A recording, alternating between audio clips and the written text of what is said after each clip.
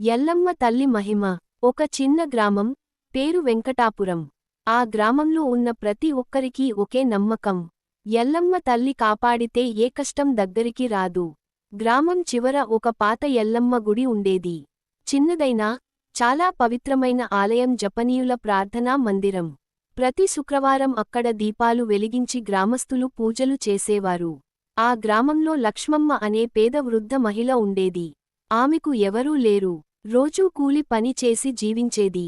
కాని ఒక అలవాటు మాత్రం ఎప్పుడూ మానేది కాదు. ప్రతి ఉదయం ఎల్లమ్మ తల్లికి ఒక పువ్వు సమర్పించడం. ఒక రోజు గ్రామంలో పెద్ద కరువు వచ్చింది. పంటలు ఎండిపోయాయి. చెరువులు ఖాళీ అయ్యాయి.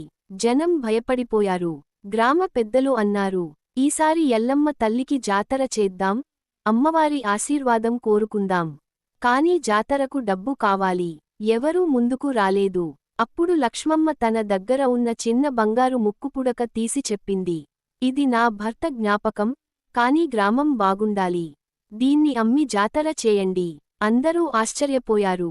ఆమె పేదదైనా, హృదయం మాత్రం చాలా గొప్పది. జాతర ఘనంగా జరిగింది. గ్రామమంతా దీపాలతో మెరిసిపోయింది.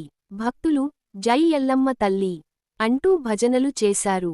ఆ రాత్రి అద్భుతం జరిగింది. ఎన్నో రోజుల తర్వాత భారీ వర్షం పడింది. చెరువులు నిండిపోయాయి.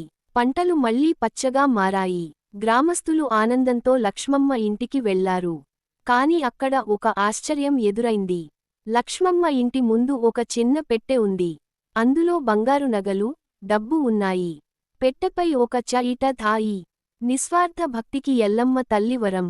అప్పటి నుంచి వెంకటాపురం గ్రామంలో ప్రతి సంవత్సరం ఎల్లమ్మ జాతర ఎంతో భక్తితో జరుపుకుంటున్నారు.